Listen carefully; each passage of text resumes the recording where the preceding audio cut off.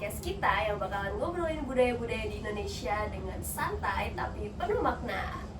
Jadi, di episode kali ini kita bakalan ngomongin malam yang biasanya kalau orang-orang dengar tuh bikin bulu kuduk merinding, Din. Waduh, kalau sampai bikin bulu kuduk kita merinding itu berarti berbau hal-hal mistis gak sih, Din? Iya. Kita kan mau bahas soal budaya ya, terus mistis. Wah, penasaran banget sih aku. Kita bakal bahas tentang apa ya? Pasti yang nonton juga penasaran banget dong. Tapi sebelum itu, kenalan dulu sama dua host kita yang sangat kenalin, aku Dina Naila Aurelia Muhammad. Aku Dinda Paramita Sinta Arifia. Dan kita kedatangan dua tamu Dan- spesial.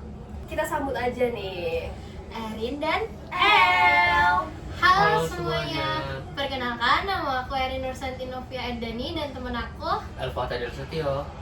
Nah, kita bakal bahas apa nih, Dinda? Katanya kita bakal bahas malam paling angker nih. Katanya banyak makhluk halus keluyuran. Katanya nggak boleh keluar rumah. Tapi itu bener nggak sih, Din? Oh iya kah? Tapi biasanya kalau kamu orang Jawa atau punya teman orang Jawa bakalan pernah dengar kalau malam satu suro itu nggak boleh keluar, katanya sih pamali.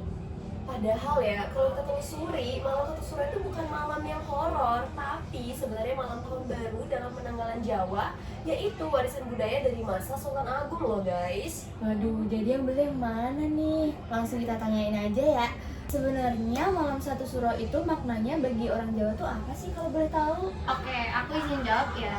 Jadi malam satu suro itu merupakan awal bulan suro yang menjadi awal tahun baru dalam kalender Jawa. Nah, terus malam satu suro itu tuh bertepatan dengan 1 Muharram. Itu tuh tahun baru Islam gitu. Terus malam satu suro juga identik dengan hal yang mistis karena dipercaya bahwa malam tersebut pintu alam gaib itu terbuka, guys. Terus roh-roh nenek moyang akan hadir. Kayak serem banget gitu gak sih? Wow, menarik banget ya. Jadi tradisi ini berakar dalam sistem makna budaya yang kompleks ya, Din. Bener banget. Oh iya, aku juga mau nanya deh ke El. Kan kamu kebetulan jago nih soal antropologi. Wah. Jadi aku mau nanya nih, gimana sih malam satu suro ini dalam perspektif antropologis? Wah, ini menarik banget sih untuk dibahas. Nah, dari yang jurnal aku baca, yang mungkin nanti bisa aku share linknya ke kalian. Nah, di jurnal itu nyebutin kalau dari segi antropologis, malam satu suro itu bukan cuma sekedar budaya atau peristiwa mistis saja, namun malam satu suro itu sebagai tempat komunikasi ritual dan juga identitas budaya gitu. Aku juga ada tahu kayak ritual yang disebutin El dari daerah aku yang bertepatan di Kabupaten Trenggalek, Kecamatan Dongko. Nah, itu tuh namanya ngitung batih. Nah, ritualnya itu tuh meliputi persiapan umberampe seperti akhir pelontang, jenang sangkolo, ingkung ayam. Terus yang kedua, kirap sesaji menuju punden atau balai adat. Terus yang ketiga itu doa bersama sambil menyebut nama-nama keluarga. Dan yang terakhir itu pembagian sesaji sebagai simbol berkah.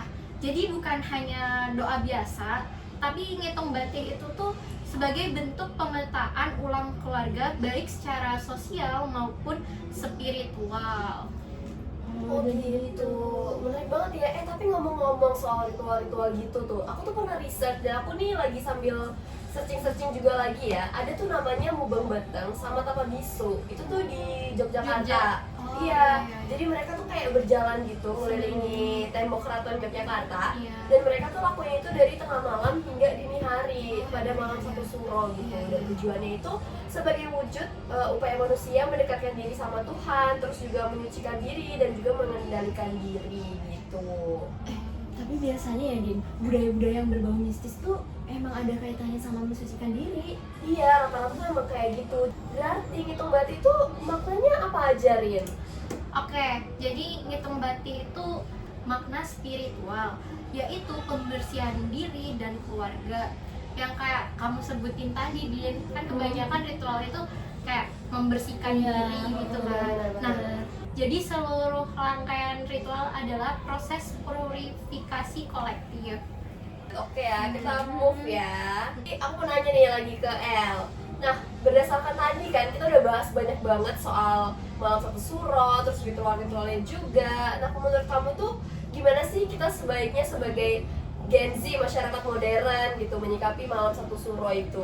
Oke, menurut pendapat aku sih yang pertama itu kita jadi bisa saling menghargai tentang hal konstruk budaya masing-masing manusia dan menghormati budaya leluhur dan identitas kulturalnya. Jadi teman-teman, kali ini kita bakalan dengar perspektif psikologi dari fenomena malam satu suro dan ngitung batin tadi. Kira-kira apa tuh, Din? Jadi ada namanya komunikasi ritual yang dimana itu tuh membantu orang-orang untuk merasa terhubung dengan leluhur, komunitas, dan warisan budaya. Dan itu tuh kan pasti mempengaruhi psikologisnya gitu, dimana akan membantu dalam pencarian ketenangan batin, keselamatan, dan juga perlindungan spiritual. Dan bahkan ritual-ritual seperti itu bisa juga sebagai bentuk untuk melakukan regulasi emosi, kemudian coping terhadap kecemasan atau mistis, hal-hal mistis, dan juga kebutuhan manusia akan makna gitu teman-teman. Luar biasa. Jadi dari satu ritual sederhana tadi ternyata ada nilai sosialnya juga, budaya serta spiritual yang dalam banget ya. Semoga diskusi ini bisa memberi perspektif baru kepada teman-teman sekalian bahwa tradisi lama bukan sekedar cerita tapi juga bagian dari identitas dan refleksi kolektif. Yang penting kita bisa menghormati warisan budaya dan tetap berpikir secara kritis. Semoga topik kita kali ini menjadi wawasan baru buat teman-teman semua ya. Terima kasih guys. Terima kasih. Dadah.